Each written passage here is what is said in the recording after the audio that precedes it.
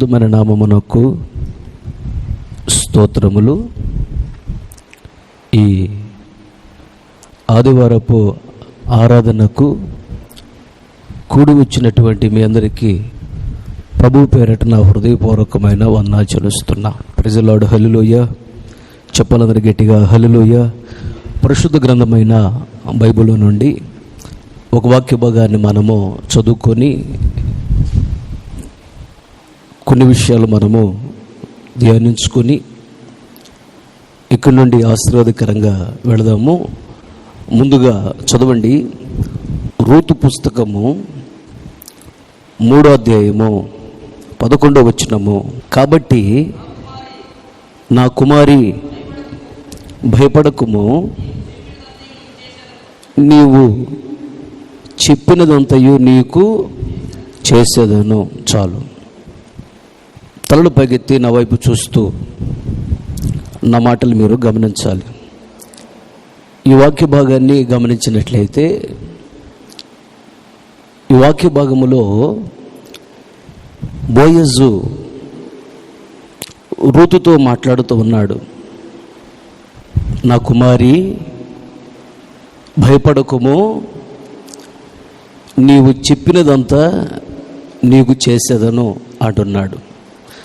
అసలు ఈ సందర్భం ఏంటి? యోధా బెత్లెహేములో నివసిస్తున్నటువంటి నయోమి తన భర్త అయినటువంటి ఎలీమెలెకును తన ఇద్దరు కుమారులైనటువంటి మహులోను కిలియోను వారిని తీసుకొని మోయాబు దేశానికి వెళ్ళింది ఆవిడ. ఇక్కడ యోధా బెత్లెహేం అంటే మందిరానికి సాదృశ్యంగా ఉన్నది, మోయాబు దేశం అంటే లోకానికి సాదృశ్యంగా ఉన్నది. యోధా బెత్లెహేము అనే మందిరాన్ని విడిచిపెట్టి మోయాబు దేశం అనే లోకంలోనికి వెళ్ళింది, ఏదో సంపాదించాలి సాధించాలని. వెళ్ళినటువంటి కొద్ది రోజులకి అక్కడ మోయాబు స్త్రీలనిద్దరిని తీసుకుని వచ్చి తన ఇద్దరు కుమారులకు వివాహం చేసింది. కొన్ని రోజులు గడిచిన తర్వాత తన భర్త చనిపోయాడు, తన ఇద్దరు కుమారులు చనిపోయారు. అప్పుడు ఇంటిలో 3 విధవరాండ్లు ఉన్నారు. చాలా వేదనతో, మానని దుఃఖముతో, తల ఎత్తుకోలేక, ఇంట్లో నుండి బయటికి రాలేక చాలా బాధతో ఉన్నారు. 3 విధవరాండ్లే, మగ దిక్కు ఆ ఇంట్లో ఎవరు లేరు. అప్పుడు నయోమి ఆ ఇద్దరు కోడళ్ళను పిలిచి ఇలా అంటుంది, అమ్మా, దేవుడు నాకు విరోధముగా ఉన్నాడు, నాలో మానని దుఃఖము ఉన్నది. ఇక్కడికి వచ్చి నేను భర్తను 2 కుమారులను పోగొట్టుకున్నాను. ఎవరికి చెప్పుకోలేనటువంటి భయంకరమైన వేదన నన్ను పట్టి పీడిస్తూ ఉన్నది. నేను తిరిగి మరలా మా గ్రామానికి నేను వెళుతున్నాను. మీరు వయసులో ఉన్నారు, మీరు వెళ్ళి మీ ఊరిలోనే మీకు నచ్చి మెచ్చిన వారిని వివాహం చేసుకొని మీ జీవితాన్ని సంతోషంగా గడపండి అని నయోమి తన 2 కోడళ్ళతో చెప్పింది. చెప్పినప్పుడు పెద్ద కోడలు ఓర్ప నయోమి దగ్గరికి వచ్చి అత్తగారిని ఒక ముద్దు పెట్టుకొని ఆవిడ వెళ్ళిపోయింది. చిన్న కోడలు రూతు ఆవిడంటుంది నయోమితో, అత్తగారు నా వెంబడి రావద్దు అని నువ్వు అనొద్దు, నువ్వు వెళ్ళిన చోటకే నేను వస్తాను, నువ్వు నివసించిన చోటనే నేను నివసిస్తాను, నీ దేవుడే నా దేవుడు, నీ జనమే నా జనము, మరణము తప్ప మరి ఏదైనాను నిన్ను నన్ను వేరుపరచిన ఎడల యెహోవా నాకు ఎంత కీడైన చేయునుగాక అని కన్నీళ్లతో బ్రతిమలాడుకుంది రూతు. అప్పుడు నయోమి, సరే నాతో రమ్ము అని చెప్పి నయోమి తన చిన్న కోడలైనటువంటి రూతుని తీసుకొని యోధా బెత్లెహేమునకు వచ్చింది. యోధా బెత్లెహేమునకు వచ్చినప్పుడు వాళ్ళకేమీ తినటానికి లేదు, ఉండటానికి సరైన ఇల్లు లేదు, కట్టుకోవటానికి బట్టలు లేని పరిస్థితి, భయంకరమైనటువంటి వేదన వారి గుండెల్లో ఉన్నది. అలాంటి పరిస్థితుల్లో ఈ నయోమి తన కోడలైనటువంటి రూతుతో చెప్తుంది, అమ్మా, ఈ యోధా బెత్లెహేములో బోయజ్ అని ఒక గొప్ప ఐశ్వర్యవంతుడు ఉన్నాడు, మంచి భక్తి గలవాడు, ఆయన నీకు మామయ్య అవుతాడు. సమాజంలో పరిస్థితులు బాగాలేవు కనుక నిందలు వస్తాయి, అవమానాలు వస్తాయి, బ్రతకడం సమాజంలో కష్టమమ్మా, వయసులో ఉన్నావు, నన్ను వివాహం చేసుకోండి అని అడుగు అని ఈ నయోమి రూతుకి ఈ విషయాలన్నీ చెప్పి పంపించింది. పొలంలో ఉన్నటువంటి బోయజు దగ్గరికి రూతు వెళ్ళింది. రూతు వెళ్ళి తన గుండెల్లో ఉన్న వేదన, బాధ, తన దుఃఖము, తన కన్నీళ్ళు, తన సమస్యలు మొత్తం చెప్పుకుంది. అవన్నీ చెప్పుకున్నప్పుడు అప్పుడు బోయజ్ అంటున్నాడు రుతుతో ఈ మాట అంటున్నాడు. మళ్ళీ చదవండి ఆ మాట. ఏమంటున్నాడు? కాబట్టి నా కుమారి భయపడకుము, నీవు చెప్పినదంతయు నీకు చేసేదను. చాలు, దేవునికి స్తోత్రం. చెప్పాలందరూ గట్టిగా హల్లెలూయా. ఎలా? నువ్వు చెప్పినదంతా నీకు నేను చేస్తానమ్మా అని అన్నాడు. చాలా జాగ్రత్తగా గమనించాలి. అలాగే ఇక్కడ కూర్చొని వాక్యం వింటున్న మీ జీవితంలో కూడా, ఇదిగో ఈ వాక్యాన్ని వింటున్న మీ జీవితంలో కూడా, నీ జీవితంలో ఎన్నో సమస్యలు ఉన్నాయి, నీ కుటుంబంలో కూడా ఎన్నో సమస్యలు ఉన్నాయి. నీ భర్తను బట్టి, లేదా నీ భార్యను బట్టి, లేదా నీ పిల్లలను బట్టి, లేదా నీ తల్లిదండ్రులను బట్టి, లేదా నీ ఉద్యోగాన్ని బట్టి, లేదా నీ వ్యాపారాన్ని బట్టి, లేదా మీ పంట పొలాలను బట్టి, మీ చదువులను బట్టి ఎన్నో సమస్యలు మీ జీవితంలో ఉన్నాయి. వాటన్నిటి నుండి విడిపించమని దేవునికి మీరు ప్రార్థన చేస్తూ ఉన్నారు, దేవునికి చెప్తూ ఉన్నారు. అయితే దేవుడు అంటున్నాడు, నా కుమారి లేదా నా కుమారుడా, నీవు నాకు ఏమైతే చెప్పావో, నీవు నాకు ఏమైతే ప్రార్థన చేసావో అవన్నీ నీ జీవితంలో నేను చేస్తాను అంటున్నాడు. గట్టిగా చెప్పులు కొట్టి దేవుని నామమున మహిమపరచండి. ప్రైజ్ ది లార్డ్, హల్లెలూయా. అలాగే బోయజు రూతుతో ఇంకొక మాట కూడా అన్నాడు. చదవండి, రూతు గ్రంథము 2వ అధ్యాయము 12వ వచనం. యెహోవా నీవు చేసిన దానికి ప్రతిఫలం ఇచ్చును, ఇశ్రాయేలు దేవుడైన యెహోవా రెక్కల క్రింద సురక్షితముగా ఉండుటకు నువ్వు వచ్చితివి, ఆయన నీకు సంపూర్ణమైన బహుమానం ఇచ్చునని ఆమెకు ఉత్తరం ఇచ్చను. చాలు, తల పైకెత్తి నా వైపు చూస్తున్న మాటలు గమనించండి. రూతుతో బోయజ్ ఇంకొక మాట కూడా చెప్పాడు. రూతు అంటే ఇక్కడ సంఘానికి సాదృశ్యం, మనకు సాదృశ్యం. బోయజ్ అంటే యేసయ్యకు సాదృశ్యం. చాలా జాగ్రత్తగా వినాలి. ఇక్కడ బోయజు రూతుతో ఇంకొక విషయం కూడా చెప్పాడు. ఏంటి ఆ విషయం అంటే, అమ్మా రుతు, నీవు యెహోవా రెక్కల క్రింద సురక్షితముగా ఉండుటకు వచ్చితివి అన్నాడు.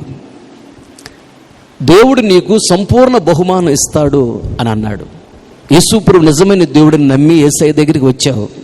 యేసయ్య అంటున్నాడు, నీవు నా రెక్కల క్రిందకు నీవు వచ్చావు, నా రెక్కల కింద నీవు సురక్షితముగా క్షేమముగా ఉంటావు, నీవు నీ పిల్లలు నీ కుటుంబము క్షేమంగా ఉంటారు అంటున్నాడు దేవుడు. దేవునికి స్తోత్రం. చెప్పాలందరూ గట్టిగా హల్లెలూయా. చెప్పలు గట్టిగా హల్లెలూయా. అలాగే ఇంకొక మాట అంటున్నాడు, నీకు సంపూర్ణ బహుమానం ఇస్తాను అన్నాడు బోయజ్ అక్కడ. అలాగే యేసయ్య అంటున్నాడు, నీకు సంపూర్ణ బహుమానం ఇస్తాను అంటున్నాడు. ఇక్కడ సంపూర్ణ బహుమానము అంటే దాని అర్థం ఏంటంటే, పాలను సంపూర్ణ ఆహారము అంటారు. ఎందుకంటారంటే పాలల్లో అన్ని రకాల విటమిన్స్ ఉంటాయి. బిడ్డకు అవసరమైన అన్ని రకాల పోషక పదార్థాలు, విటమిన్స్ పాలలో ఉంటాయి. అందుకని పాలను సంపూర్ణ ఆహారము అంటారు. అలాగే ఇక్కడ దేవుడు సంపూర్ణ బహుమానం నీకు ఇస్తాను అంటున్నాడు. అంటే అర్థం ఏంటంటే దేవుడు ఇచ్చేటువంటి ఈ బహుమానంలో అన్ని రకాల బహుమానాలు ఉన్నాయి. నీకు అవసరమైనటువంటి అన్ని రకాల బహుమానాలు నీకు, నీ భర్తకి, నీ పిల్లలకు, నీ కుటుంబానికి, నీ వంశానికి అవసరమైనటువంటి అన్ని రకాల బహుమానాలు దేవుడు నీకు ఇవ్వబోతున్నాడు. ఆమేన్, హల్లెలూయా. ఇలా బోయజు రూతుతో చెప్పాడు. రూతుని బోయజు వివాహం చేసుకున్నాడు. వివాహం చేసుకున్న తర్వాత ఈవిడికి ఒక బాబు పుట్టాడు. అతనికి ఓబేదు అని పేరు పెట్టారు. ఆయన కుమారుడే యెషయా. యెషయా కుమారుడే దావీదు. దావీదు వంశం నుంచి వచ్చిన వాడే యేసయ్య. ఇప్పుడు రూతు వంశముల నుండి యేసయ్య వచ్చాడు. దేవునికి స్తోత్రం. చూడండి రూతుని దేవుడు ఎంతగా ఘనపరిచాడు. అలాగే రూతు ఆ బోయజ్ గారి పొలంలోకి వెళ్ళి వివాహం కాక మునుపు, కొంచెం మంచిళ్ళు పోస్తారా అయ్యా, మీ పొలంలో నేను పరిగెరుకుంటానయ్యా, కొంచెం మంచిళ్ళు ఇవ్వండి అయ్యా, ఆకలి అవుతుంది, కొంచెం రొట్టె పెట్టండి అయ్యా అని ఆ పొలంలో ఆవిడ అడుక్కునేది. ఏ పొలంలో చెయ్యి చాపి అడుక్కుందో ఆ పొలంలోనే చెయ్యి చాపి అనేక మందికి ఇచ్చే స్థితిలో దేవుడు పెట్టాడు. అడుక్కునే స్థితిలో నుండి దేవుడు తీసి పెట్టే స్థితిలో దేవుడు ఆవిడని చేశాడు. అలాగే నువ్వు ఏ ప్రాంతంలో అయితే చెయ్యి చాపి అడుగి తీసుకునే స్థితిలో ఉన్నావో అదే ప్రాంతంలో చెయ్యి చాపి అనేక మందికి ఇచ్చే స్థితిలో దేవుడు నిన్ను పెట్టబోతున్నాడు. ఆమేన్, హల్లెలూయా. చెప్పలేదు గట్టిగా, హల్లెలూయా. ఇలా రూతును దీవించినట్లుగా దేవుడు నిన్ను దీవించాలని ఆశపడి ఇలా నీతో ఈరోజు మాట్లాడుతున్నాడు. బోయజ్ అంటున్నాడు రూతుతో, నా కుమారి భయపడకు అంటున్నాడు. భయపడకు, నువ్వు చెప్పిందంతా నీ జీవితంలో నేను చేస్తాను. అలాగే యెహోవా రెక్కల కింద ఉన్నటువంటి సురక్షితమైనటువంటి ఆశీర్వాదం అనుభవిస్తావు. అలాగే సంపూర్ణమైన బహుమానం దేవుడు నీకు ఇస్తాడు అని చెప్పాడు. అయితే నువ్వు భయపడకు అన్నాడు. అలాగే నీవు కూడా భయపడుతూ ఉన్నావేమో, మరణ భయం చేత గడగడ వణిగిపోతూ ఉన్నావేమో. ఇప్పుడున్న సమాజంలో పరిస్థితులను బట్టి మరణ భయం, బయటికి పోయిన వాళ్ళు క్షేమంగా ఇంటికి వస్తారని గ్యారంటీ లేదు మామూలుగా. అది ఒక విషయం. అయితే అసలు బయటికి పోకుండా ఇంట్లో కూర్చున్నా ఆ కరోనా వైరస్ ఎటు నుంచి వచ్చిద్దో అని గడగడ వణిగిపోతూ భయముతో గడగడ వణిగిపోతున్నారు. ఇప్పుడు అసలు ఈరోజు ప్రతి వ్యక్తి గుండెల్లో ఉన్న భయం ఇదే, అమ్మో ఏమవుతుందో అని. ఒకవేళ ఈ కరోనాను బట్టి నువ్వు భయపడుతున్నావేమో, లేదా ఇంకేదైనా సమస్యకు నువ్వు భయపడుతున్నావేమో, లేదా అప్పులకు భయపడుతున్నావేమో, రోగాలకు భయపడుతున్నావేమో, దరిద్రతకు భయపడుతున్నావేమో, కరువుకు భయపడుతున్నావేమో, మనుషులకు భయపడుతున్నావేమో, సాతాను శక్తులకు భయపడుతున్నావేమో, ఎగ్జామ్స్కి భయపడుతున్నావేమో, సమాజానికి భయపడుతున్నావేమో. అసలు నీ భయం ఏంటో నాకైతే తెలియదు. కానీ ఇదిగో దేవుడు నీతో మాట్లాడుతున్నాడు. భయపడకు నా కుమారి, భయపడకు నా కుమారుడా, నువ్వు చెప్పిందంతా నేను నీ జీవితంలో చేస్తాను. నువ్వు నాతో ఏమైతే చెప్పావో ప్రార్థనలో అవన్నీ నీ జీవితంలో నేను చేస్తాను.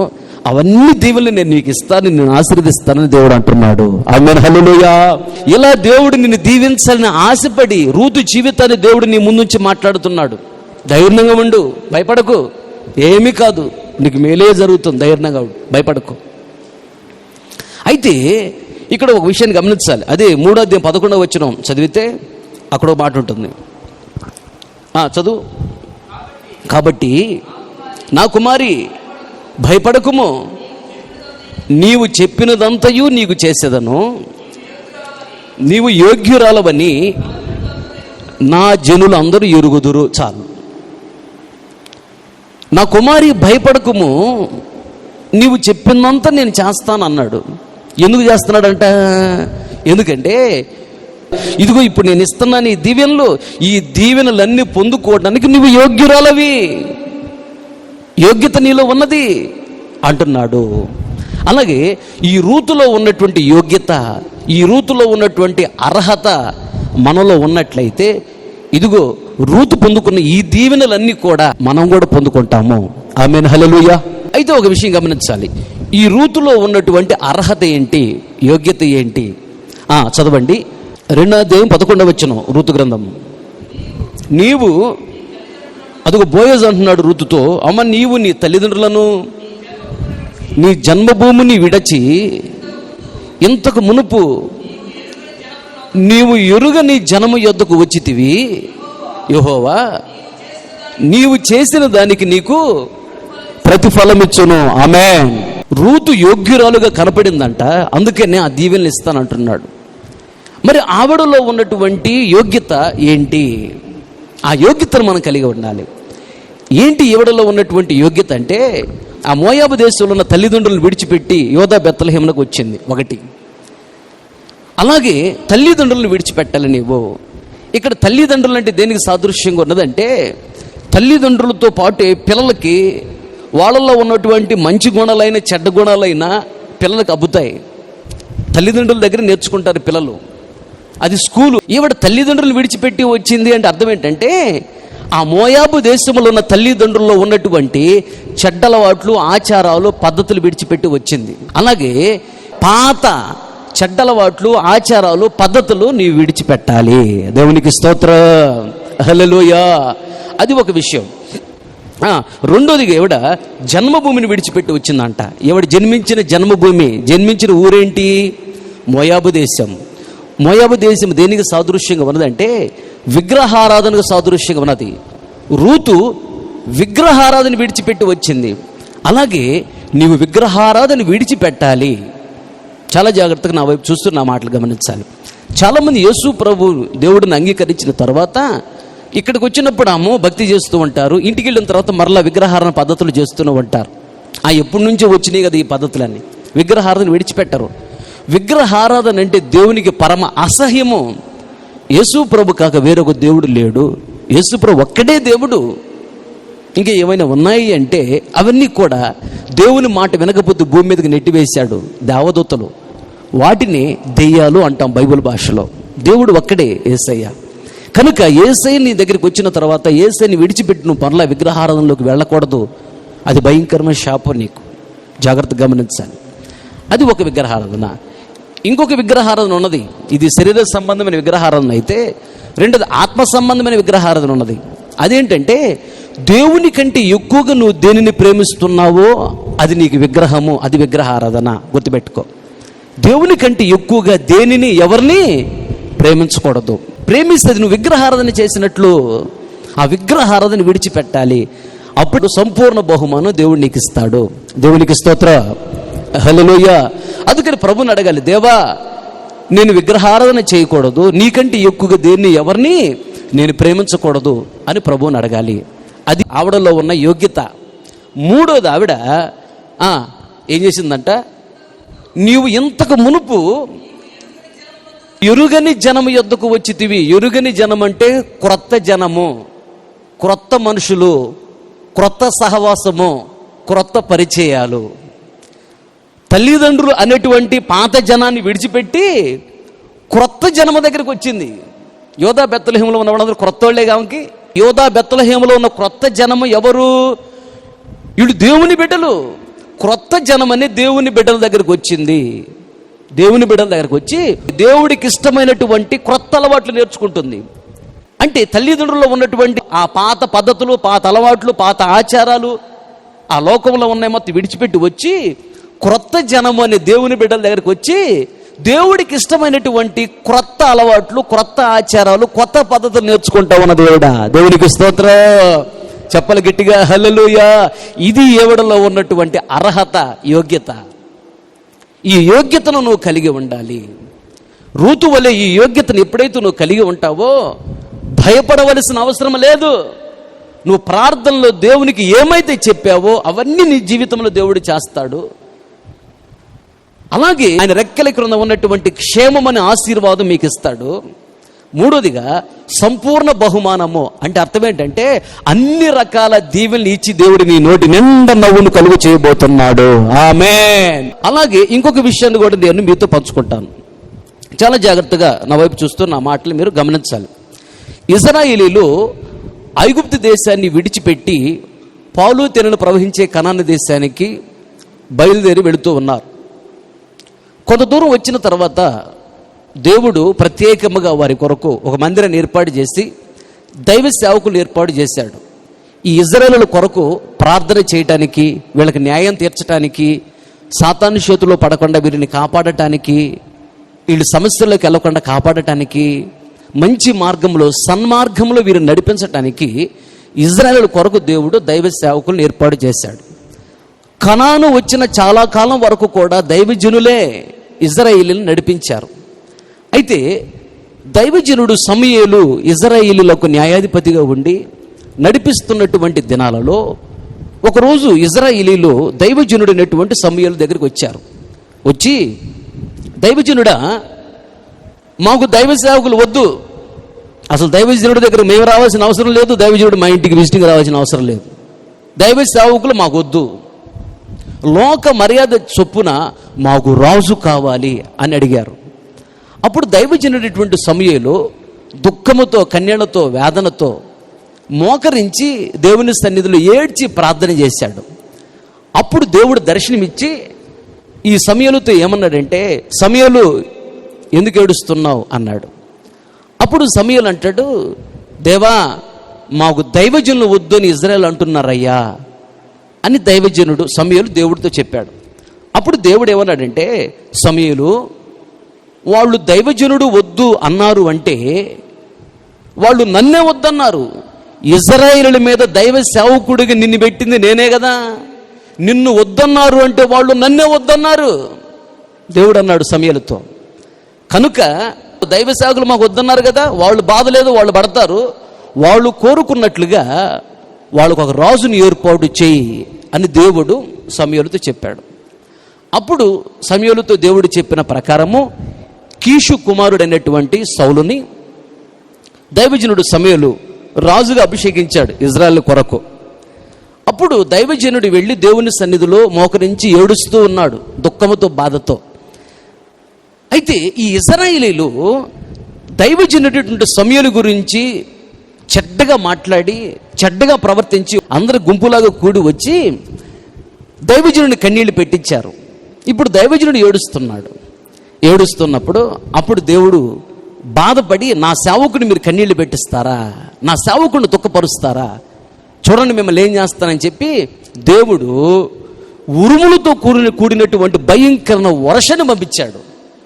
వర్షాన్ని పంపించినప్పుడు అప్పుడు ఈ ఇజ్రాయేలు కష్టపడి రాత్రిమూలు కష్టపడి పండించిన పంటలు పొలాల్లో ఉన్నాయి, ఇంకా ఇంటికి రాలా. ఉరుములతో కూడిన వర్షాన్ని దేవుడు ఎప్పుడైతే పంపించాడో పొలాలు మొత్తం నాశనం అయిపోయినాయి. కష్టపడి సంపాదించుకున్న సంపాదన నేలపాలు అయిపోయింది. వాళ్ళు ఎవ్వరూ కూడా ఇంటికి తీసుకొచ్చుకోలేక తినలేకపోయారు. అంతేకాదు ఇంకా చాలా నష్టం జరిగింది వీళ్ళకి. అప్పుడు ఇజ్రాయేలులు పరుగు భయముతో, వణుకుతో ఏడ్చుకుంటూ వచ్చి దైవజనుడి కాళ్ళమే పడ్డారు. దైవజనుడా, నీ గురించి మేము చెడ్డగా మాట్లాడాము, చాటున నిన్ను దూషించాము, ద్వేషించాము, నీ గురించి చెడ్డగా మేము మాట్లాడాము, కానీ మీరు చూడలేదు. దైవజనుడా, మీరు చూడలేదు అనుకున్నాం, కానీ దేవుడు చూస్తున్నాడు. దేవుడు మాకు శిక్ష పంపించాడు. చాలా కష్టపడి సంపాదించుకున్నటువంటి ఆ నోటి దగ్గరికి వచ్చిన పంటంతా నేలపాలైపోయింది, తినటానికి లేదు. ఇప్పుడు మా పరిస్థితి ఘోరంగా ఉన్నది, మా కష్టార్జితం అంతా నేలపాలైపోయింది. దైవజనుడా, నిన్ను కన్నీళ్లు పెట్టించాము, తప్పైపోయింది, మమ్మల్ని క్షమించండి, ఇంకెప్పుడు అలా చేయమని పశ్చాత్తపడి దైవజనుడి దగ్గరికి వచ్చి వాళ్ళు ఏడ్చారు. దైవజనుడి దగ్గరికి వచ్చి వాళ్ళు ఏడ్చినప్పుడు అప్పుడు దైవజనుడు ఒక మాట అన్నాడు వాళ్ళతో. ఏమన్నాడంటే, చదవండి, సమూయేలు రాసినటువంటి మొదటి గ్రంథము 12వ అధ్యాయము 20వ వచనము. భయపడకుడి, మీరు ఈ కీడు చేసిన మాట నిజమే, అయినను యెహోవాను విసర్జించకుండా ఆయనను అనుసరించుచు పూర్ణ హృదయంతో ఆయన్ని సేవించండి, భయపడకండి. చాలు తలపైకెత్తి నా వైపు చూస్తున్న ఆ మాటలు గమనించండి. ఇజ్రాయేలీలు దైవజనుడికి విరోధముగా ప్రవర్తించిన ప్రవర్తన, ఆ మాటలు, అవన్నీ దేవుడు గుర్తుపట్టి గమనించి దైవజనుడు చూడలా, దేవుడు చూశాడు, పనిష్మెంట్ ఇచ్చాడు, శిక్షను పంపాడు. వాళ్ళు చాలా ఇబ్బంది పడ్డారు, వాళ్ళ జీవనం అంతా కొట్టివేయబడింది, అక్కడ చాలా నష్టపోయారు.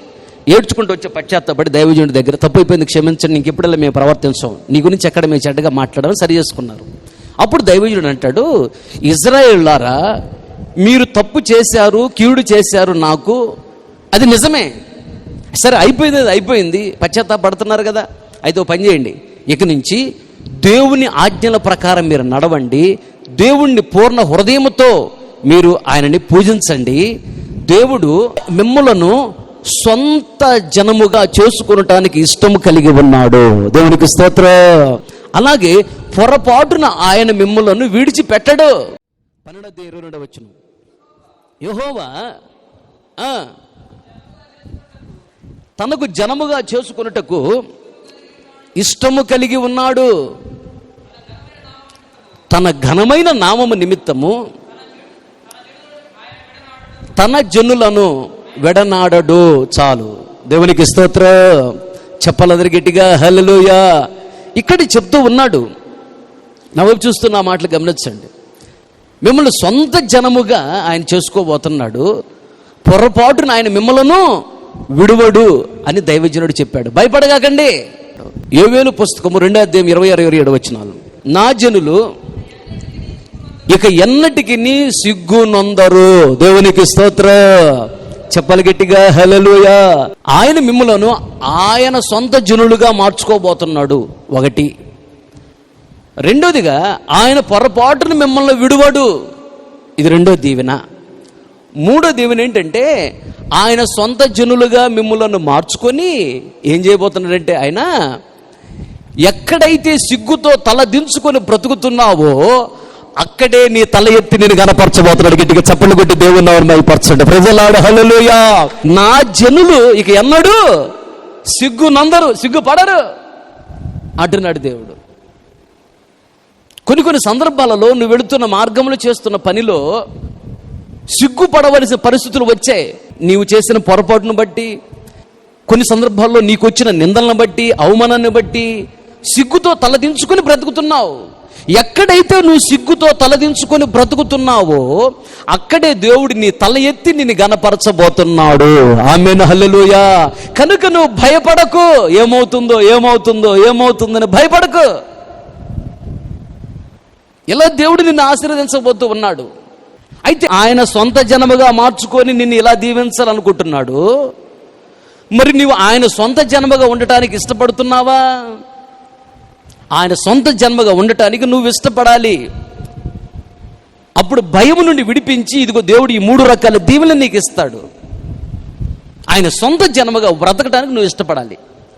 మరి ఆయన సొంత జన్మ అంటే ఎలా ఉంటారు అని గమనించినట్లయితే చదవండి, జకరియా గ్రంథము 13:9 వచనం.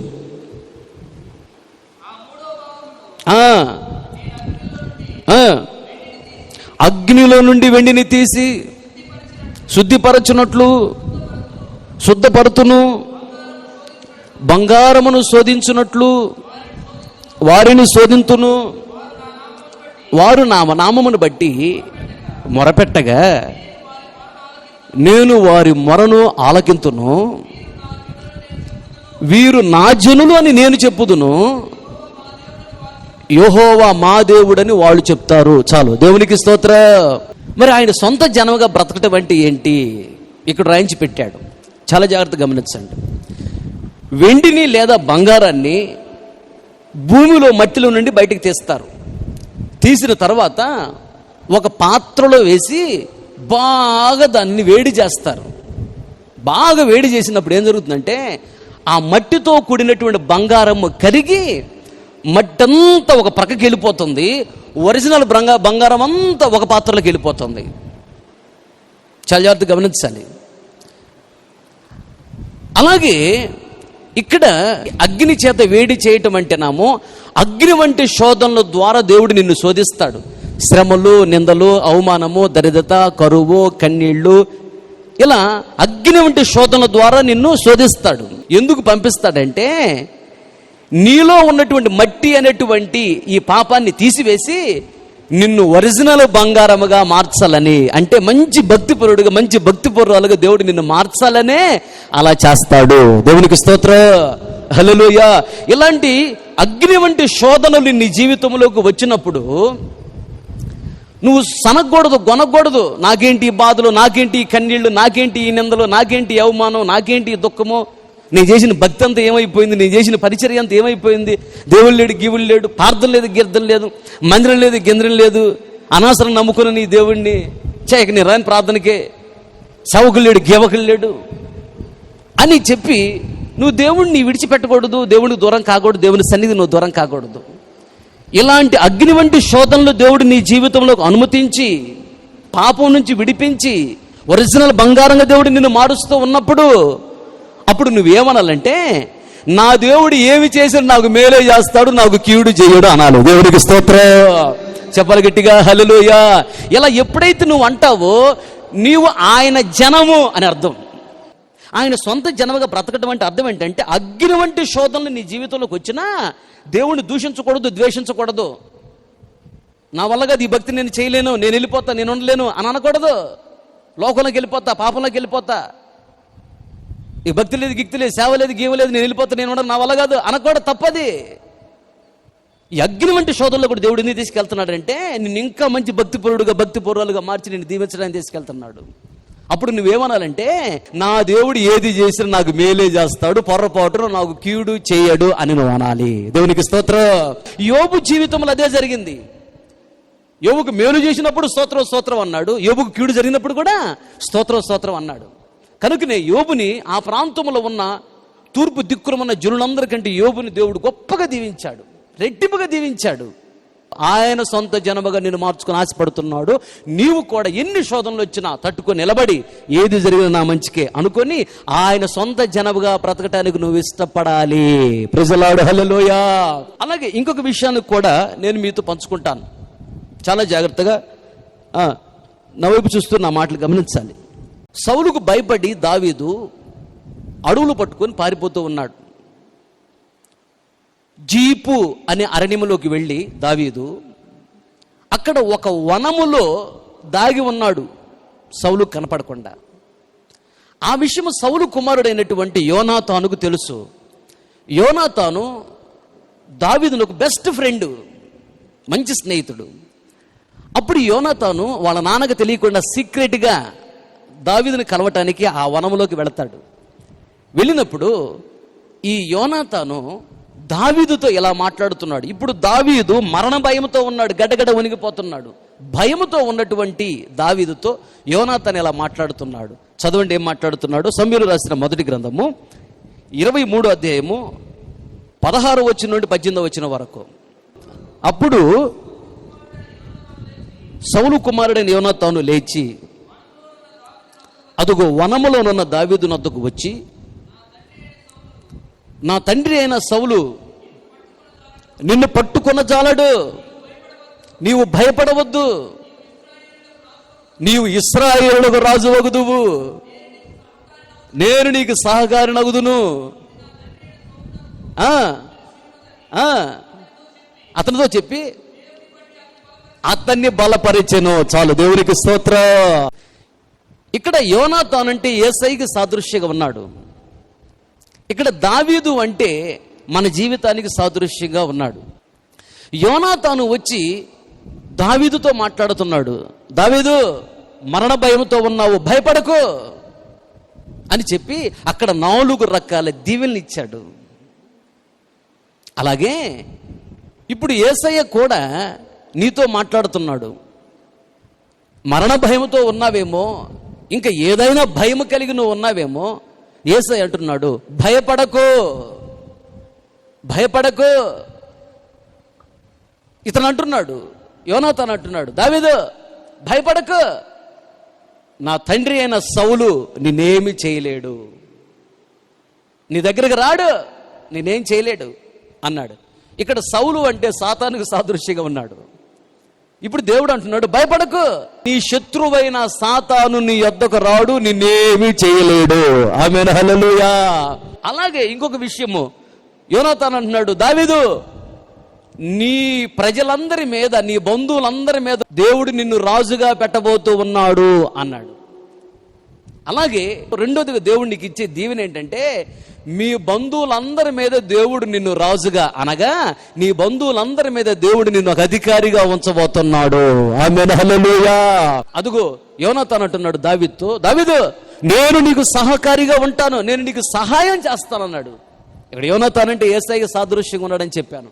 యేసయ్య అంటున్నాడు ఇప్పుడు నీతో, నేను నీకు సహాయం చేస్తాను, ఏమీ భయపడకు, దిగులు పడకు, దుఃఖపడకు, ఏడవకు, రోధించుకో, నేనున్నాను నీకు తోడుగా, నేను నీకు సహాయం చేస్తానని దేవుడు నీతో అంటున్నాడు. ఆమేన్, హల్లెలూయా. అది మూడోది. నాలుగోదిగా యోనాతాను దావీదుతో ఏమన్నాడంటే, భయపడకు అని అతన్ని బలపరిచాడు అని రాయబడి ఉంది అక్కడ. ఏం చేశాడంట? బలపరిచాడు. అలాగే ఇప్పుడు యేసయ్య నిన్ను బలపరుస్తున్నాడు. ఏమని బలపరుస్తున్నాడంటే, నీవు ఏ బలహీనతలో ఉన్నావో బలహీనత నుంచి విడిపించి దేవుడు నిన్ను బలవంతుడుగా, బలవంతురాలుగా మార్చబోతున్నాడు. అది బలపరచడం అంటే. ఇంకా నీకు అర్థమయ్యేటట్టు చెప్తా వినండి. ఇప్పుడు నీవు అప్పులు కట్టలేని బలహీనతలో ఉన్నావేమో, అప్పులు కట్టి అనేక మందికి అప్పులు ఇచ్చే బలవంతుడుగా, బలవంతురాలుగా నిన్ను మార్చబోతున్నాడు. ఆమేన్, హల్లెలూయా. అలాగే పిల్లల్ని మంచి చదువులు చదివించలేని బలహీనతలు ఉన్నావేమో, పిల్లల్ని మంచి చదువులు చదివించే బలవంతులుగా దేవుడు మిమ్మల్ని మార్చబోతున్నాడు. ఆమేన్, చెప్పాలి గట్టిగా, హల్లెలూయా. అలాగే ఒక గంట కూడా ప్రార్థన చేయలేని బలహీనతలో ఉన్నావేమో, గంటలు గంటలు ఏక మనసుతో ప్రార్థన చేస్తే బలవంతులుగా మిమ్మల్ని దేవుడు మార్చబోతున్నాడు. ఆమేన్, చెప్పరే గట్టిగా, హల్లెలూయా. అలాగే ఆత్మను పొందుకొని ఆత్మలో ఆనందించలేని బలహీనులుగా ఉన్నారేమో, ఆత్మను బలమైన అగ్ని అభిషేకాన్ని పొందుకొని ఆత్మను హర్షించి ప్రహర్షించే బలవంతులుగా దేవుడు మిమ్మల్ని మార్చబోతున్నాడు. ఆమేన్, చెప్పాలి గట్టిగా, హల్లెలూయా. కష్టపడి చదువుకున్నారు మీ పిల్లలు లేదా మీరు, ఉద్యోగం సంపాదించుకొని బలహీనతలు ఉన్నారేమో, మంచి మంచి ఉద్యోగాలు సంపాదించుకుని మంచి మంచి ఉద్యోగాలు చేసి బలవంతులుగా దేవుడు మిమ్మల్ని మార్చబోతున్నాడు. ప్రైజ్ ది లార్డ్, హల్లెలూయా. పరిశుద్ధముగా బ్రతకలేని బలహీనతలు ఉన్నారేమో, భక్తి చేయలేని బలహీనతలు ఉన్నారేమో, యథార్థంగా బ్రతకలేని బలహీనతలు ఉన్నారేమో, దేవుణ్ణి సంతోష పెట్టలేని బలహీనతలు ఉన్నారేమో, సాతాన్ని జయించలేని బలహీనతలు ఉన్నావేమో, దేవుడు మిమ్మల్ని బలవంతులుగా మార్చబోతున్నాడు. ఇలా దేవుడు మిమ్మల్ని బలపరచబోతున్నాడు. ఆమేన్. చాలా జాగ్రత్త నా వైపు చూస్తున్న ఆ మాటలు గమనించండి. యోనాతాను దావీదు దగ్గరికి వచ్చి ఈ 4 ఆశీర్వాదాలు ఇస్తూ భయపడకు అని చెప్పాడు. ఇప్పుడు అలాగే దేవుడు కూడా నీతో మాట్లాడుతున్నాడు, భయపడకు, ఇదిగో దావీదుకి ఇచ్చినట్లుగా ఈ 4 రకాల దీవెనలు ఇస్తానంటున్నాడు. అయితే యోనాతాను వచ్చి 4 రకాల దీవెనలు ఇచ్చాడు కదా దావీదు నాకు. అప్పుడు దావీదు ఎక్కడున్నాడు చెప్పాలి, ఎక్కడున్నాడు? జీపు అరణ్యములో ఒక వనములో దాగి ఉన్నాడు, ఎవరికి కనపడకుండా వనములో దాగి ఉన్నాడు. అలాగే నీవు కూడా వనములో దాగి ఉండాలి. వనములో ఎప్పుడైతే దావీదు వలె దాగి ఉంటావో, నీ మరణ భయం నుంచి దేవుడు విడిపించి దావీదుకి ఇచ్చినట్లుగా ఈ 4 రకాల దీవెనలు దేవుడు నీకు ఇస్తాడు. ఆమేన్, చెప్పాలి గట్టిగా, హల్లెలూయా. వనములో దాగి ఉండాలి. చదవండి ఈ మాటలు. పరమగీతముల పుస్తకము 7వ అధ్యాయము 11-12 వచనాల్లో ఉంటుందన్నమాట. నా ప్రియుడ లెమ్ము రమ్ము, మనము పల్లెలకు పోదము, గ్రామ సీమలో నివసింతుము, పెందల కడనే లేచి, అదుగో ఎక్కడికంట? ద్రాక్ష వనము అంటే ద్రాక్ష తోట. ఇక్కడ వనము అంటే తోట, తోట అంటే సంఘము. చెప్పాలి, వనం అంటే ఏంటి? ఇప్పుడు వనము అంటే సంఘము. దావీదు వనములో దాగి ఉన్నాడు. వనము అనే సంఘములో నువ్వు దాగి ఉండాలి. అయితే వనం అనే సంఘం నుండి బయటికి తీసి నిన్ను దేవుని దీవెనకు దూరం చేయాలని, దైవజనులకు దూరం చేయాలని, దేవునికి దూరం చేయాలని, పరలోక రాజ్యానికి దూరం చేయాలని సాతానుగాడు శత ప్రయత్నాలు చేస్తుంటాడు. 24 గంటలు కష్టపడుతూ ఉంటాడు. ఏదేను వనములో అవ్వ ఆదాములు ఉన్నారు. వారిని ఎవరు నడిపిస్తున్నారు? తండ్రి అనే దేవుడు నడిపిస్తూ ఉన్నాడు. ఇప్పుడు ఈ వనములో, ఏదేను వనములో ఉన్నటువంటి ఆదాము అవ్వల దగ్గరికి ఎవరు వచ్చారు? సాతానుగాడు వచ్చాడు. సాతానుగాడు వచ్చి ఏం చెప్పాడు? అబద్ధం చెప్పాడు, నిజం చెప్పాడా? అబద్ధం చెప్పాడు. దేవుడు ఏం చెప్పాడు? ఈ కాయలు తింటే మీరు చచ్చిపోతారని చెప్పాడా? సాతానుడు వచ్చి ఏం చెప్పాడు? మీరు ఆ కాయలు తింటే సావనే సావరు, అబద్ధం చెప్పాడు. వినండి జాగ్రత్తగా.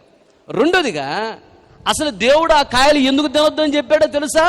అబద్ధం చెబుతున్నాడు సాతాను. మీరు ఆ కాయలు తింటే మీరు కూడా దేవుళ్ళలాగా అయిపోతారు, మీరు దేవుడిగా మారటం ఆయనకి ఇష్టం లేక, ఆయనతో సమానంగా మీరు ఉండటం ఆయనకి ఇష్టం లేక ఆ కాయలు తినొద్దు అని చెప్పాడని సాడీలు చెప్పాడు వీడు. చూసావా? సాతానుగాడు ఏదేను వనమునకు దూరము చేయటానికి, దేవునికి దూరము చేయటానికి సాతాను వాడిన ఆయుధం ఏంటి? సాడీలు, అబద్ధాలు. నిజమా? నడిపిస్తున్నటువంటి దేవుని మీద సాతానుగాడు వచ్చి అబద్ధాలు చెప్పాడు. ఆదాముకి అవ్వకి సాడీలు చెప్పాడు. అబద్ధాలు సాడీలు చెప్పి ఏదేను తోటకు దూరం చేశాడు, దేవునికి దూరం చేశాడు, దేవుని రాజ్యానికి దూరం చేశాడు సాతానుగాడు. ఆదాము అవ్వకు పరలోక రాజ్యము లేదు. ఏదైనా తోటలో ఉన్నారా వాళ్ళు? దేవుడు వెంటనే గుర్తుపట్టి మీరు నా మాటలు వినకుండా సాతానుగాడు చెప్పిన అబద్ధాలు, సాతానుగాడు చెప్పిన సాడీలు విని నాకు విరోధంగా ప్రవర్తించారు, విరోధంగా మాట్లాడారు, కాబట్టి మీరు తోటలో ఉండటానికి యోగ్యులు కాదు అని తోటలో నుండి ఆదాము అవ్వను దేవుడు బయటికి నెట్టేశాడు. ఒకటి. రెండోది, పరలోక రాజ్యం ఆదాముకు అవ్వకి లేదు. చూసావా? నడిపిస్తున్నటువంటి దేవుడి మీద సాడీలు, అబద్ధాలు చెప్పినటువంటి సాతానుగాడు ఏదైనా వనములో లేడు, పరలోక రాజ్యంలో లేడు. అలాగే సాతానుగాడి యొక్క సాడీలు, అబద్ధాలు విన్నటువంటి వారు ఆదాము అవ్వలు వనమనే సంఘములో లేరు, పరలోక రాజ్యంలో కూడా వాళ్ళు లేరు. అలాగే ఇటు ఈ రోజున సంఘాన్ని నడిపిస్తున్న దైవజనుడికి విరోధముగా మాట్లాడుతున్న వాళ్ళు సంఘములో ఉండరు, పరలోక రాజ్యంలో ఉండరు. అలాగే నడిపిస్తున్న దైవజనుడికి విరోధముగా చెప్తున్నప్పుడు ఎవరైతే వింటున్నారో విని తందానంటే తందాన అంటుంటారు. అవునా అవునా నిజమా అవునా అని నమ్ముతుంటారే, అలా నమ్మిన వాళ్ళు సంఘములో లేరు, పరలోక రాజ్యంలో ఉండరు. మోకరించండి, ప్రార్థన చేసుకుందాం. మోకరించిన మీరు దేవుడు మాట్లాడిన ప్రతి మాటను జ్ఞాపకం చేసుకొని ప్రార్థన చేసుకుని సమయం ఇది. దేవుడు బహుతేటగా నీతో మాట్లాడి ఉన్నాడు.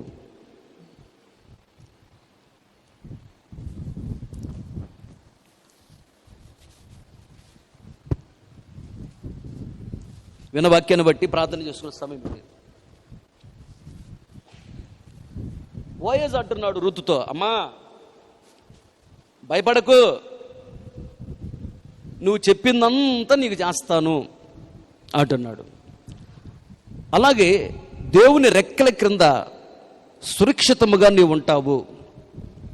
మూడోదిగా సంపూర్ణ బహుమానము అంటే అన్ని రకాల దీవెలను నువ్వు పొందుకుంటావు అని చెప్పాడు. ఎందుకంటే అమ్మా ఋతు నీవు యోగ్యురాలవు అంటున్నాడు. ఏంటి ఋతులో ఉన్న యోగ్యత? తల్లిదండ్రులు విడిచిపెట్టి వచ్చింది, అనగా పాత అలవాట్లు, ఆచారాలు, పద్ధతులు విడిచిపెట్టి వచ్చింది. ఎరుగని జనము దగ్గరికి వచ్చింది. ఎరుగని జనం అంటే క్రొత్త జనము, క్రొత్త జనాంగము, క్రొత్త సహవాసం. ఎవరి క్రొత్త వాళ్ళు? యోధా బెత్లెహేములో ఉన్నటువంటి దేవుని బిడ్డలు, దేవునికి ఇష్టమైన జనాంగము. దేవునికి ఇష్టమైన జనాంగము దగ్గరికి వచ్చి దేవునికి ఇష్టమైనటువంటి కొత్త అలవాట్లు, ఆచారాలు, పద్ధతులు నేర్చుకుంటుంది. అది ఈవిడలో ఉన్న యోగ్యత. మూడోదిగా ఈవిడ జన్మభూమి అనే మోయాబు దేశాన్ని విడిచిపెట్టి వచ్చింది, అనగా మోయాబు దేశం అంటే విగ్రహారాధనకు సాదృశ్యం. విగ్రహారం విడిచిపెట్టి వచ్చింది. విగ్రహారం రెండు రకాలు, జాగ్రత్త. ఈ లోకముల విగ్రహారాన్ని చేయకూడదు. రెండో విగ్రహారాధన, దేవుని కంటే ఎక్కువ దేన్ని ఎవరు నువ్వు ప్రేమించకూడదు. అప్పుడే దేవుడు నీ భయాన్ని నుంచి విడిపించి ఇన్ని రకాల దీవెల రూతుకిచ్చినట్లుగా దేవుడు నీకు ఇవ్వాలని ఆశపడుతున్నాడు. రెండోదిగా వాళ్ళు దైవజనులకు విరోధంగా మాట్లాడి, దైవజనులకు విరోధముగా ప్రవర్తించి, మాకు దైవ సేవకులు వద్దు, ఆయన దగ్గర మేము వెళ్ళాము, ఆయన మా దగ్గర రావాల్సిన అవసరం లేదు, దైవజనులు మాకు వద్దు అని దైవజనులకు విరోధంగా లేచి ప్రవర్తించి మాకు రాజు కావాలని కోరుకున్నారు. దైవజనులు కన్నీళ్లు పెట్టించారు, దైవజనులు దుఃఖపరిచారు. దేవుడు తట్టుకోలేకపోయాడు. వెంటనే ఉరుములతో కూడినటువంటి భయంకర వర్షాన్ని పంపించి వాళ్ళ పంటలు మొత్తం నాశనం చేశాడు. అప్పటి వరకు కష్టపడి సంపాదించుకున్న సంపాదన అంతా నేలపాలైపోయింది. తినటానికి లేదు. కన్నీళ్లతో ఏడ్చారు. దైవజనుడా, నీకు విరోధంగా మాట్లాడి, విరోధంగా ప్రవర్తించి నేను కన్నీళ్లు పెట్టించాం, క్షమించండి అయ్యా అని ఏడ్చి తమ తప్పు తాము తెలుసుకుని ఏడ్చి పశ్చాత్తాపడ్డారు. అప్పుడు దైవజనుడు అంటున్నాడు, సరే అయిపోయింది, ఇక నుంచే జాగ్రత్తగా కొనండి, పశ్చాత్తాపడండి, ఇంకెప్పుడు అట్లా చేయము, దైవజనులకు విరోధంగా మాట్లాడడం ప్రవర్తించము, అలా చేయము, తీర్మానం చేసుకోండి, దేవుని ఆజ్ఞల ప్రకారం నడవండి, పూర్ణ హృదయంతో దేవుణ్ణి ఆరాధించండి, అనగా దేవుని కంటే ఎక్కువగా దేన్ని ఎవరిని ప్రేమించకూడదు అని దైవజనుడు చెప్పాడు. భయపడగాకండి, దేవుడు ఆయన సొంత జనముగా మిమ్మల్ని మార్చుకోబోతున్నాడు అని చెప్పాడు. సొంత జనముగా మార్చుకోబోతున్నాడు ఆయన, పొరపాటు మిమ్మల్ని విడిచిపెట్టడు. సొంత జనముగా మార్చుకొని ఎక్కడైతే సిగ్గుతో తలదించుకొని బ్రతుకుతున్నావు అక్కడ నీ తల ఎత్తి దేవుడు నిన్ను కనపరచబోతున్నాడు. సొంత జనముగా మార్చుకొని ఆశపడుతున్నాడు. మరి నువ్వు సొంత జనముగా ఉండాలని ఇష్టపడుతున్నావా? సొంత జనముగా ఉండటానికి ఇష్టపడాలి. అనగా బంగారాన్ని శోధించినట్లుగా అగ్ని, బంగారాన్ని మట్టిని వేరు చేసినట్లుగా అగ్ని వంటి శోధనలో దేవుడు నీ జీవితంలోకి పంపిస్తున్నాడు. మట్టి నుంచి బంగారాన్ని వేరు చేసినట్లుగా పాప నుండి నేను వేరు చేయాలని, నేను ఒరిజినల్ బంగారంగా ఒక మంచి భక్తిపరులకు నేను మార్చాలని అగ్ని వంటి శోధనలకు దేవుడు తీసుకుని వెళుతున్నాడు. సనుక్కోవద్దు, గొనుక్కోవద్దు. నేను చేసిన భక్తి అంతా ఏమైపోయింది, ఏంటోలే జీవితం, దేవుడు లేడు, గీవుడు లేడు, ప్రార్థన లేదు, కీర్తన లేదు, మందిరం లేదు అనకూడదు, సనుక్కోకూడదు, గొనుక్కోకూడదు. నీవు ఆయన జనముగా బ్రతుకుతున్న వ్యక్తివైతే నా దేవుడు ఏది చేసినా నాకు మేలే చేస్తాడు, నాకు కీడు చేయడు అని నమ్మాలి. అప్పుడు నీవు ఆయన జనము కనుక నీ భయాన్ని నుంచి విడిపించి తల ఎత్తి కనపరుస్తాడు. ఆయన జనముగా నువ్వు బ్రతకాలి. మూడోదిగా యోనాతాను వచ్చి దావీదుతో చెప్తున్నాడు, భయపడకు దావీదు, సౌలు రాజు నీ దగ్గరికి రాడు, నిన్నేం చేయలేడు, అలాగే సాతాను నిన్నేం చేయలేడు. నీ బంధుజనులందరి మీద నువ్వు రాజుగా ఉండబోతున్నావు, అనగా నీ బంధువులందరి మీద నువ్వు అధికారిగా ఉండబోతున్నావు, నీకు సహకారిగా నేను ఉంటానంటున్నాడు. దేవుడు నీకు సహకారిగా ఉంటానంటున్నాడు, నీకు సహాయం చేస్తానంటున్నాడు అని బలపరిచాడు. ఏ బలహీనతలో ఉన్నావు నీవు, బలహీనత నుంచి విడిపించి దేవుడు నిన్ను బలవంతురాలుగా మార్చబోతున్నాడు. ఈ 4 రకాల దీవెలు నీకు ఇవ్వబోతున్నాడు. ఎక్కడుంటే ఆ మాటలు చెప్పాడు? వనములో దాగి ఉన్నప్పుడు. వనమనే సంఘములో దాగి ఉండాలి. సంఘం నుంచి నిన్ను దూరం చేయాలని సాతానుగాడు శత ప్రయత్నాలు చేస్తున్నాడు. నిన్ను సంఘం నుంచి దూరం చేయడానికి వాడేటువంటి ఆయుధం ఏంటో తెలుసా? నడిపిస్తున్న దైవజనుడికి విరోధంగా అబద్ధం చెప్పిస్తాడు, సాడీలు చెప్తాడు. అవి విన్నావా? చెప్పేవాడు సంఘంలో లేడు. సాతాను విన్నటువంటి ఆదాము అవ్వలు సంఘంలో లేరు, పరలోక రాజ్యంలో లేరు. వాడిద్దరు ఎత్తబడి సంఘంలో ఉండరు, పరలోక రాజ్యంలో ఉండరు. వినేవాళ్ళు కూడా విని అలా నువ్వు నడుచుకున్నావా, రేపు ఎత్తబడే సంఘంలో నువ్వు ఉండవు, పరలోక రాజ్యంలో ఉండవు. జాగ్రత్త. దేవుడు ఖండితముగా నీతో మాట్లాడుతున్నప్పుడు సరి చేసుకో. కోపాన్ని రేపుకోగాక పశ్చాత్తాపంతో ప్రతిమలాడుకు, అయ్యా తప్పైపోయింది, క్షమించు, నన్ను క్షమించండి అయ్యా, జాగ్రత్తగా ఉంటానయ్యా, తీర్మానం చేసుకుని నీ కొరకు నేను ప్రార్థన చేయబోతున్నాను. దేవుడు నిన్ను దీవించబోతున్నాడు. తీర్మానం చేసుకో. ప్రేమగల తండ్రి, జీవముగల యేసయ్యా, సర్వశక్తి కనికరం గల దేవా, నీకు స్తోత్రం. నువ్వంతైనా నమ్మదగిన దేవుడవు. ఈ మధ్యాహ్న కాల సమయంలో ఆత్మస్వరూపిగా మా మధ్యకి దిగివచ్చి మీ దాసుడుగా నన్ను మరుగుపరచి దేవ సంఘముతో ఆదరిస్తూ, ఓదారుస్తూ, బలపరుస్తూ, తృప్తిపరుస్తూ, సేద తెరుస్తూ, హెచ్చరిస్తూ, సరిచేస్తూ, ఆశీర్వదిస్తూ మీరు మాట్లాడిన ప్రతి మాటను బట్టి నీకు స్తోత్రం. విత్తబడిన మాటలు వృధా కాకూడదు. విన్న ప్రతి గుండెలో వాక్యాన్ని స్థిరపరచండి, వాక్యానుసరణ జీవితం అనుగ్రహించండి. ఈ వాక్యాలు వింటున్న జీవితాలను ఫలింపచేయండి. భయమాందోళన నుంచి విడిపించమని అడుగుతున్నాను అయ్యా. దేవా, రూతు జీవితాన్ని, ఇజ్రాయేల్ జీవితాన్ని, దావీదు జీవితాన్ని మా ముందు నుంచి భయపడవద్దు. మీరు చెప్పిందంతా నేను చేస్తాను. నేను అధికారిగా చేయబోతున్నాను. నా సొంత జనముగా మార్చుకోబోతున్నాను. మిమ్మల్ని ఆశీర్వదిస్తాను, బలపరుస్తాను, భయపడకు అని మీరు మాట్లాడినందుకు స్తోత్రం. అయితే రూతు వల్ల మేము అర్హతను కలిగి ఉండాలని,